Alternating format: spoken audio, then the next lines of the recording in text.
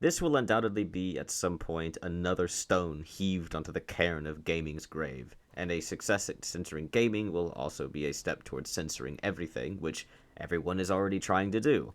Some kid threatened a woman, doxed her, and apparently started a kill list for her and other women.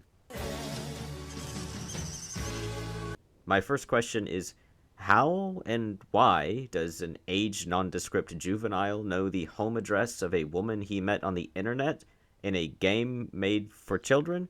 Which brings my mind to other Roblox drama.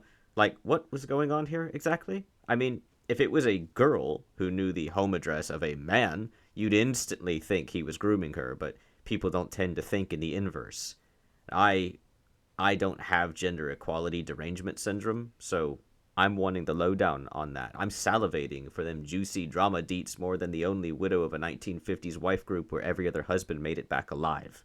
Disappointingly, there's no news on that, and I doubt they'll ever pursue questioning it due to Vagina Shield. But this kill list of women aspect of the story is so totally unsurprising, really. Neither is their solution of mental healthing him, which I'm sure will totally work out well for anyone he meets in a few years as a legal adult who can access weapons and heavy machinery and drugs and guns.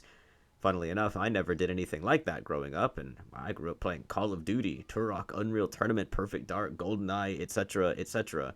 Recently, I even questioned my own memory due to all these Lunesian stories I read on the daily news, thinking perhaps I was deluded by self-righteousness. Maybe I was worse than I thought, but my parents corroborated my belief that I was, in fact, a good boy. Now, if only I had a goth yandere soft dom mommy roommate who thought the same.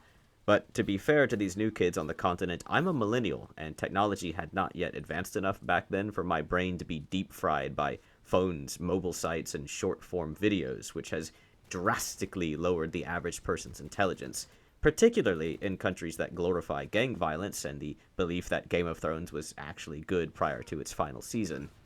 Other stories from this month, in just my local news, involve numerous toddlers shooting themselves. I swear if the idiocracy continues any longer, I feel like NASA will start hiring based on a single question: whether or not people think it's okay to leave their loaded guns next to a baby. Now, I don't always blame the parent, but when your kid is 4 and you're sitting right next to them in the car, too distracted to see or to pay attention to them opening the glove box, getting out the gun that you know is in there, and playing every child's favorite game, hand surgery, well, I blame the parent. When you put your 2-year-old on a bed with a gun, two things that cannot get onto the bed by themselves, and then the toddler self-douses the flame of their own life, I definitely blame the parent. When your 4-year-old croaks from overdosing on, oops, all cocaine, then there is no one else to blame besides the parents. What's more shocking, though, is that these are just mistakes. Mistakes made by people with intelligence comparable to a runaway tire bouncing down the freeway at 140 miles per hour, destined to destroy whatever it collides with. Mistakes made by people whom as teenagers should have been filtered through some system onto Factory Island. That's the fictional island I imagined, where anyone of subhuman intelligence goes to live out the rest of their days. It will have lax safety precautions and a diet comprised mostly of whole bananas, as there are many stupid people to cleanse the world of, and slipping on banana peels is funny. Obviously, there would be lots of cameras set up, displayed to the entire world, but these were mistakes, all the same. Just mistakes. What about the people who aren't making mistakes, and whose no IQ causes them to function like unintentional hunter-killers, actively looking to ruin the lives of those around them? I'm not even talking about people who are malicious, like this daycare teacher who forced siblings to fight each other like dogs for her entertainment. No. I mean the ones who are so dumb that their entitlement to existence causes them to inflict the curse of their mind upon everyone else around them. Now, the amount of violent stories about children or child-centered jobs in the local news from this month alone, just my local news. Well, okay, it's not actually that shocking as everyone's brains are now double deep fried and modern technology and medicine keeps morons alive a lot longer than natural selection would. I mean, forget this video. You could make an entire YouTube channel about the fact that the stars and moons seem to align in order to get every ne'er-do-well possible to take a job protecting small kids. Like this man, recently convicted, who was a gang member and also an elementary school teacher, found partially guilty in some gang shooting that ended the lives of a 15-year-old boy and an 11-year-old girl about a decade ago. So he was a teacher and a gang member, killing kids the same age as those he's taught. Amazing stuff. Great role model. Wonder what else he was teaching them. It's as if death is targeting these children and using walking, talking, anthropomorphic manifestations of Final Destination to do it. Let me ask you, do you think that you need some sort of schooling or intellectual proof that you are indeed capable of taking care of a baby without punching it? If you're incredibly cautious, you might say yes, but you're also aware that it's always been normal for little Susie to do this, no problemo. So why is the problemo suddenly grown-ass adults acting like troglodytes? For that matter, why does it take so long to deal with them when there's video evidence?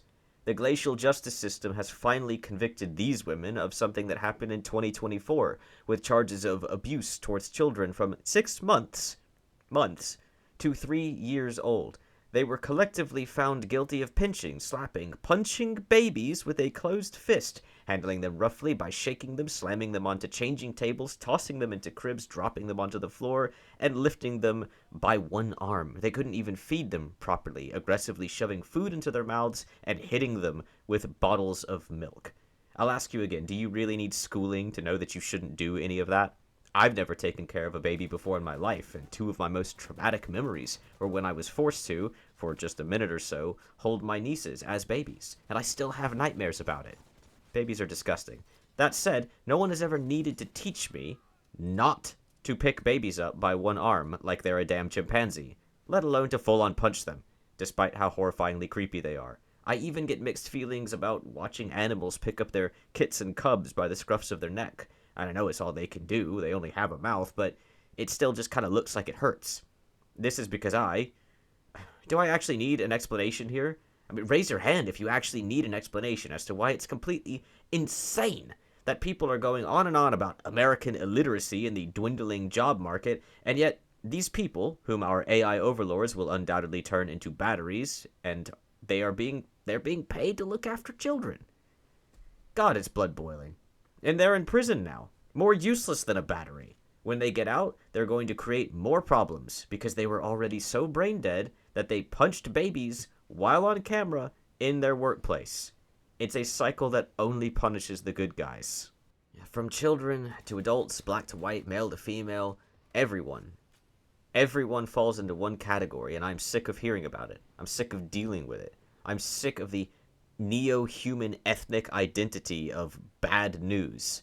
These kinds of people are sort of kind of making me want censorship, if only it wouldn't be instantly abused to control the people, which it obviously would be. But these people need to be controlled to some degree. They've mastered dumbassery on a level that will one day have their faces plastered on the news for, I don't know, threatening someone on social media for a political belief.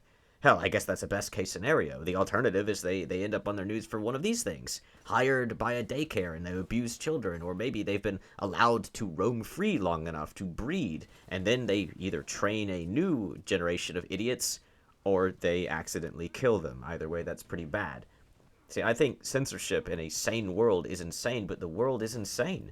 Insane for not handling idiots with the heavy hand they deserve, because you know that the world was aware of these people before they went too far, and you know the world knew what would happen, whether that's a parent who knows their kid is deranged and is going to one day do a mass shooting, or a judge who gives someone a slap on the wrist despite them doing something really, really bad.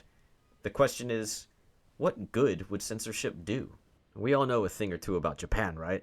We've all seen that thin book where the Decepticon, whose machine form is a deep-sea oil rig, splits the girl in half long ways, and we're also very thankful to those tiny black bars protecting our precious eyes from seeing anything too harmful, right? Similarly to Resident Evil, or its real name, Biohazard, a Japanese game owned by Capcom, but the Japanese version of it is censored, hiding things like amputations, which exist in the international versions of the game, made by the people who have to censor it in their own country. And it's not like Japan's the only place with weird censorship laws. I noticed another zombie game, Dead Island 2, restricts the German client from further dismembering zombies after they're dead. Or double dead. Whatever. And what has that done? What has censoring the name or depiction of a certain mustached painter done for Germany? They are known in the West, just the same as Japan is, as a bunch of politically obedient, hardworking, yet otherwise massive sexual deviants trying to censor violence in media in order to make up for that one war that Democrats never ever mention. Except, Germany also has zombies in real life. You're not allowed to dismember those. Probably. It would seem, then, that all of this stuff that's been cancelled is still part of our day-to-day life, whether it's spoken, worn, done, or remembered. It seems like censorship in the past didn't do anything to stop stupid people of the present, so what good will censorship do in the future? Probably not a damn thing. Politicians will go hard on censorship, and they'll be outbred by morons, creating a need for yet more censorship. After all, it takes two to tango, and it doesn't matter if that means stupid people making stupid babies, or the original story that required a grown woman to be so idiotic that she was giving people her home address on Roblox. It's common sense to not give your address to strangers on the internet. Stupids are taking over. We're being conquered by morons. We upstanding, spoon-using folk are going to get the worst of both worlds at this rate due to the political and social coddling of idiots who are allowed to make the world a worse place. Instead of fixing this rapid intardening of our world by putting these people on Factory Island where they belong, we are going to instead censor mean words and red blood. There's no moral to the story. There is no positive outlook. Buckle up, buckaroo. We're fucked. And thanks for watching.